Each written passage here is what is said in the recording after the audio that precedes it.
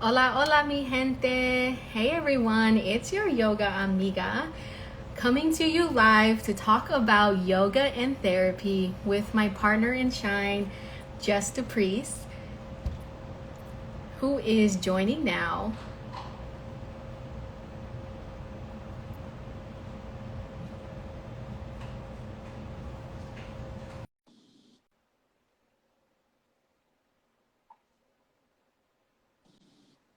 Hey, Hey, what's up?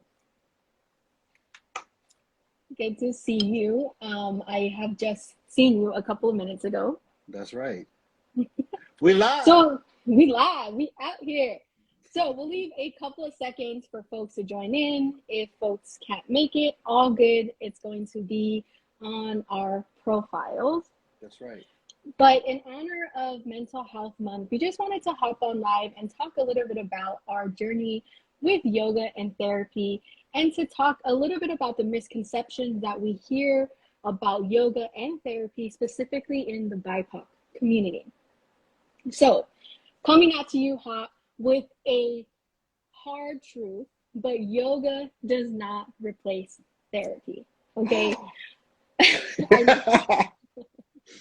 So, yoga absolutely does not replace therapy. And just as a disclaimer, we are not therapists, although we are mental health advocates and folks that do practice yoga and go to therapy. So, Andre, I know, we live together and you're my partner in life. So you constantly hear about some of the things that I'm seeing in the yoga industry. And one of the things I've seen on t-shirts is yoga replaces therapy because therapy is too expensive. Or specifically, there's shirts out there that say, I do yoga because therapy is too expensive. And I often hear jokes being said about how yoga is a replacement for therapy. So I really kind of wanted to break that down and talk a little bit about my own journey with yoga and therapy. And then Andre is going to come on and talk a little bit more about his journey too. So I actually started yoga because of therapy. So I was in therapy, processing a lot of emotions, a lot of life experiences. And at that time, I got really into boxing, and I still box to this day. And one of the things I loved about boxing was that it helped me channel a lot of my anger. But over the course of being in therapy, I realized that I wasn't always angry. I was actually really sad. And it wasn't until I met Andre who suggested that I finally maybe start doing some yoga.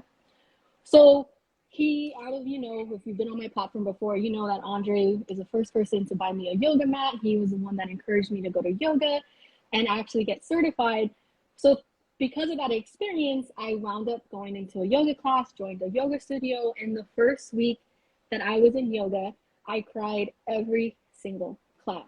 But they were really, really good tears. And for me, what yoga and therapy provide is a safe capsule for me to explore my emotions on and off the mat. So I found that while in therapy, I was processing a lot of emotions, but outside of it, I didn't really feel like I had a space to really sit with my feelings. And through yoga, I've been able to just slow down and really process the things that I'm processing in therapy while also moving my body and just moving that stagnant energy around. So Andre, do you want to share your journey on the mat and in therapy? Um, what's interesting is first off, I've actually heard a lot of things that have filled in place of therapy, whether that's yoga, other types of movement, um, you know going to the movies, all types of things. And I think that just like anything else, there is no replacement for therapy, in my opinion. I think it's a very specific way that we care for ourselves. So with that being said, um, growing up in Caribbean American home, a lot of things like therapy, sometimes even health in general is something that you kind of deal with at home, and you don't Yeah. involve any external sources, so to speak. So um, I had my own preconceived notions with therapy for a while. And so my experience was actually going from movement with yoga to therapy, Yeah. right? Yeah. And so I think in both cases, though, I had challenges in the beginning. based around vulnerability. I think, especially in our communities, I think for men of color in particular, vulnerability is not something that we're encouraged to embrace. Yeah. And in both activities, whether it's yoga or therapy, you really do have to allow yourself, to open up so that you can get the healing that you need. So my challenge in both cases was really just opening up, but I found in doing so, it was life changing. And there actually, ironically, is a lot of strength in vulnerability. Yeah, absolutely. I remember like our aha moment Hmm. when we were walking one day, and it kind of hit us both collectively of like the importance. I don't know if you remember that day, but it was midday. We were walking and we were kind of just processing just life and COVID and everything happening, and finally just kind of realizing like how important it was to have somebody else to talk to. And so for me, my journey went from therapy into yoga, and yours went from yoga into therapy and other forms of movement Hmm. into therapy. And I wanted to ask you, like, why do you think the connection between the two is so important? So for me, for example, I finally felt like with yoga and other forms of movement, like hiking is something that's really, really important to me, is I found that it gave me a space to really just slow down, but also as a way to process my emotions to help me avoid some self destructive behaviors. Because I think that if we don't have a safe space for us to feel, I found myself going to other things to kind of help numb those emotions. And I feel like one of the beauties about yoga, and specifically like slow flow yoga that we practice at Soul Empowered Yoga, is a chance to really slow down and to tap in with how we feel. So for you, why do you think having both of those together really helps support your mental health? Well, I think first off, when it comes to therapy, having an actual professional to, process my ideas with has been really helpful. A lot of times we're taught that, you don't need to go to therapy, like just talk to your friends, talk to your family, like talk to your homies. And it's like, but a lot of times, like your friends and your family are not trained professionals. So like you can't necessarily trust the advice they're going to give you. And in most cases, when you're talking to someone who's actually actively a part of your life, you may Yeah. not be able to be as truthful as you need to be to get to the places that you need to get to heal. So I think that just being able to have someone actively listen objectively to what was going on with me and the thoughts that I was having was incredibly helpful. Yeah, yeah, totally. And it's just like the importance of like valuing the profession itself. I Hmm. think it is Yeah. is so critical.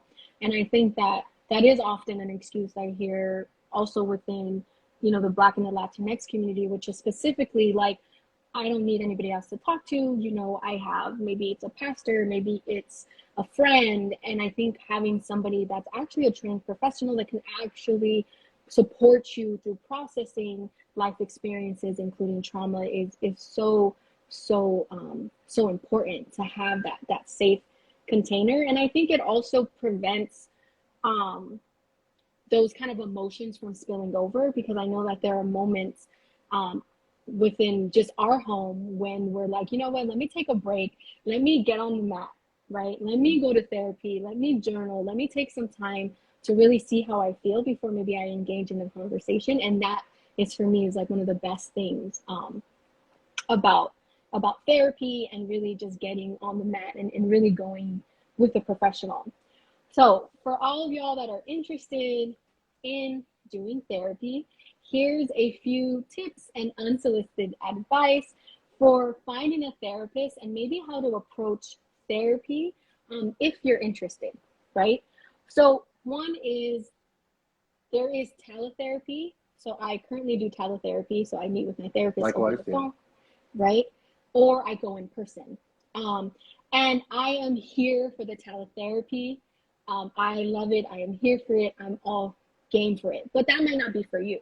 So that might be an option and an opportunity for you to really see which type of therapy is best for you. And secondly, is like one of the things I've learned. I've had a few therapists over the years, beginning first with a free therapist I had through CAPS at UCSD. Shout out to UCSD, because they had in college, they had a really, really robust mental health services. So that's what got me started. But through the years that I've been in therapy, in and out, I really learned the value of really interviewing your therapist.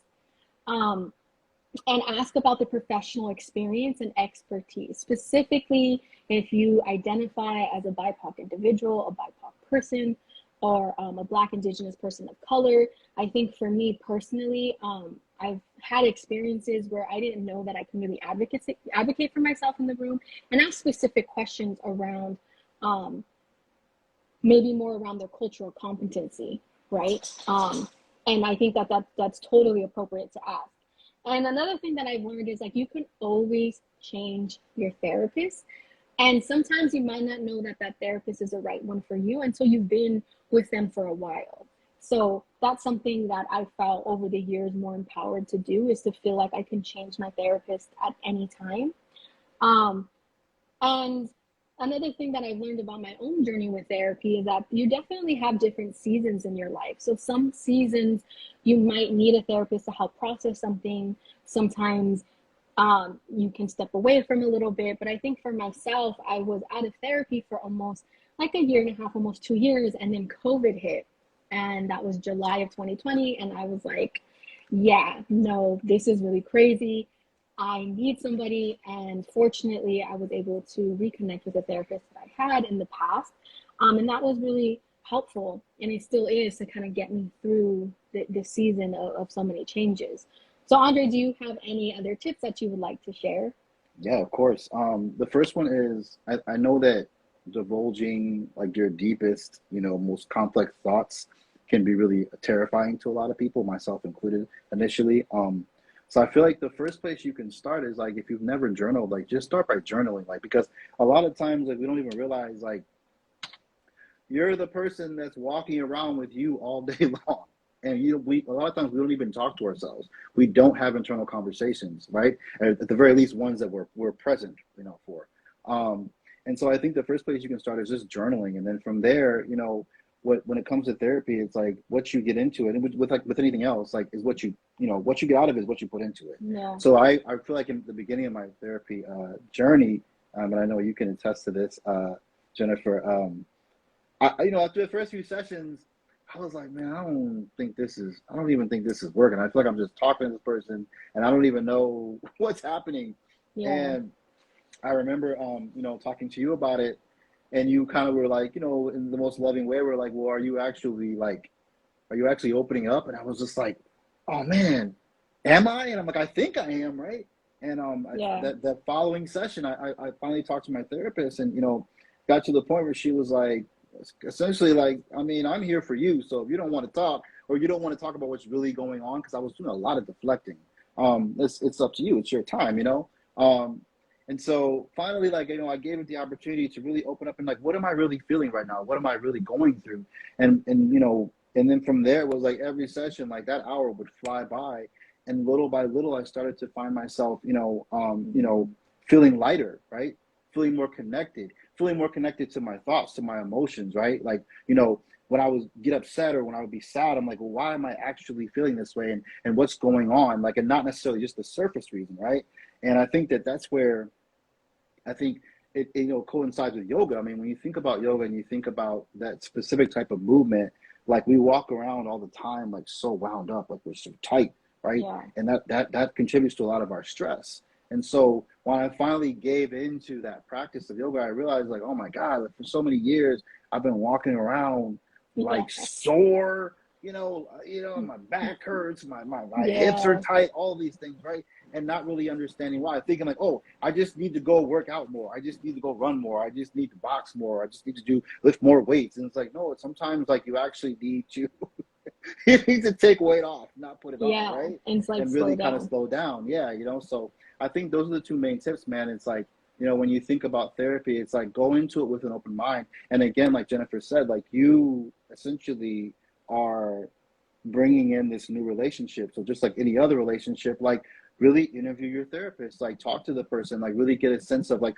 who they are and whether or not they really jive with where you're coming from, because that's what's going to be most beneficial. And then the other thing, I think the most important thing above all is like, you got to be honest. You know what I mean? Yeah. Like when you're doing therapy, like that's the one place where like, however you feel, you got to say it, because, if there is a right or wrong, which I don't necessarily believe there is, that's the place to kind of find it out and flesh it out, you know. Sometimes like when we talk about thinking before we act, right? It's like when you go to therapy, like you might have a session where you can talk through some of the things that are going in your life, some of the issues like that you may be having with people that are close to you that you love, right? And being able to talk that through with your therapist allows you to make better decisions when you actually have to have these conversations with people, you know. Yeah. Yeah. So You yeah, said like two like really, really important things that like really hit for me. And one of them is the vulnerability piece. And I think that that's like the biggest connection between yoga and therapy and why both really support each other. And, if you all don't know, Andre is a runner and he ran the LA Marathon. So I remember one day you were like, damn, I've been running all these years and like I didn't stretch because not I was, that's I know yeah, it's crazy. Not at all. No. I because was you were like, limping around. yeah, like you were feeling so self-conscious about Yeah, being in child's pose. And I think that that's exactly. like, yeah, like so many yoga poses, like your butt's in the air, like you're just in really awkward positions. And it really taps into something emotionally. And I think that like in therapy, that's where it parallels, right? Where like you're tapping into so much vulnerability, so much emotions, and if it can get really uncomfortable. So it's like similar to the mat is like you get what you put in, and that's not to suggest that you need to push, that you need to hold a pose, you need to do one hand planks and crow pose and all these. That's not what it means at all. It means accepting yourself in the moment, supporting yourself in the moment, allowing yourself to be present in the moment, allowing yourself to connect with your body in the moment, whatever that looks like. And that's one of the things that I felt like really related to me in therapy too, right? Of like allowing myself just to feel. Because some days, like, there's some days where I'm like, I got a shit ton of shit to talk about, right? And I'm like going off. And there are other days where I'm just like, you know what? Like everything seems great. I'm just kind of going with the flow of life. And it's the same thing when you show up on your mat. Every experience, every day is different. And lastly, I think the other thing you really pointed on is really seeing therapy as a service. So, for example, you're paying for therapy, right? And I even had a moment too where you asked me, like, are you being like that honest in therapy? Are you being that vulnerable? And if you've been in therapy, you know that sometimes that ebbs and flows depending on the level of work you want to put in. Like, let's be honest, right? And that's when I kind of hit me. It was like, okay, I'm paying for their service. Like, while there is opportunities to find more accessible places to find therapy, it isn't always accessible. So I have the privilege of being able to go to therapy. And because I'm in here and I'm in this hour, like treat it like a service, right? So Mm-hmm. just like when people roll up to a yoga class, like you're paying for a yoga class, you're expecting a good experience, you're expecting the the teacher to have maybe practice or know what they're doing, right? You're expecting the teacher to be certified. You're expecting the teacher to guide you through this experience. And I think that that's also something that we can apply in therapy as well. Hey, Fanon. Hey. Um, I think the other one thing I want to add too is accountability, right? I think that yeah. one of the biggest challenges, I mean, in both practices, I think is ultimately being accountable, right? So you like, for example, in therapy, is like when you have a session with your therapist and you bring up certain challenges that you're having in your life. Well, now you have brought someone else into the decision making process, so to speak. So that, like, Yeah. let's say, for example, like, hey, I'm having trouble communicating with my partner or with a friend of mine or whatever, right? So now I'm detailing an experience that reflects that. So when I come back next week, if I if I'm talking to my therapist and they're like, oh, so how did that play out? And like, oh, well, I did X, Y, and Z. It's like, well, is that what we discussed? And Yeah. so now you have another person to kind of help you essentially stay accountable to yourself, you know. And I feel like yoga kind of provides the same thing in a way because there is something very humbling about the practice of yoga because unlike a lot of other things, like you're not gonna pick it up right away. Like you are not there to be dope. Like you're not there to be the most physically able, you know what I'm saying, like yogi in the world. Like that's not the purpose, right? The purpose is to connect with yourself and with where you're at, right? And to Right. create your own journey, you know. And I feel like in both cases it's like accountability. And that's something that is becoming, I think, increasingly more important in the world we live in, you know? It's like you got to be accountable, man. Like it's okay to make mistakes, it's okay to learn, it's okay to stumble, but when you do so, like you got to be accountable so you can move forward in the best way possible. Yeah, I love that you said that. You know, like teaching and my mat holds me accountable a lot, Hmm. all the time. And next week, I'm going to come out with a few tips on how to bring more ease into your practice. But yeah, Black Yogi abroad, That's correct? right, It's a Black Yogi personal journey. abroad. That's right. That's right. You know, it's like the thing that for me is like, you know, finding ease on the mat is allowing myself to get present, Hmm. right? Allowing myself to be humble to the experience. And I think another thing that has really been helpful for me in my yoga journey and through therapy is like it really helps give me an intention. It helps refine my values, right? It helps me define my beliefs, and it helps me um, walk in the world with that more. I think that you know there is so much confusion, a lot of opinions, and a lot of things going on, and I feel like having a space on your mat and with a professional just really helps you get value aligned. Um, and that's what, you know, being on your mat too, and it's something that we do at Soul Empowered Yoga is we always set an intention. And I think that that's something that holds me accountable, right? What do I intend to do in this hour on my mat? What do I intend to do in therapy? And I love your suggestion about journaling. Um, I know. and You yeah, got me my first journal. I know you're so hesitant, but I love it. It's actually a journal from Mexico, and I've been saving it for years. I don't even know why. It was so pretty to write in, and I was like studying in Mexico City, and I was there for months, and I like held on to this journal, and I didn't know it was because it was for you, and in your first journey, and It's yeah, almost done. yeah. I need a new one. Yeah, like I agree. So some of the things I do is like I journal mostly every morning. You know, that's like my morning routine or my cafecito. But like that actually helps me process my emotions so that when I go into therapy, I know what I'm going to talk about. And a lot of times, um, oh yeah, Yep. and a lot of times, like I'll like have an outline to talk in therapy, and sometimes I don't. You know, it's just like off the cuff. Hmm. But um, yeah, that's kind of like some of the things that I wanted to touch on. I don't know if you had anything else to add, but really kind of just circling back again as to kind of why we're talking about this. It's because it is Mental Health Awareness Month, and we wanted to just really share our journey with yoga and therapy and how much that has supported our mental health and how that is important for us as Black and Brown folks to really care for each other, to help each other heal, um, and to really be open to the vulnerability that comes with being on the mat and that comes with being in therapy. So I think Andres, one yeah, thing go ahead. you always mention in almost every class, you say you deserve to heal. Like that's one of your main taglines, I think, throughout your process. And I want to take this opportunity. I know you're going to reshare this to all the brothers that are watching, you know, and may watch later on. Like you deserve to heal too, man. I think a lot of times, like, and why it was so important for me to you know, take part in this was reminding us that we also need to be more vulnerable. Like we also need to open up more because we're living in a world where like we're taught not to, right?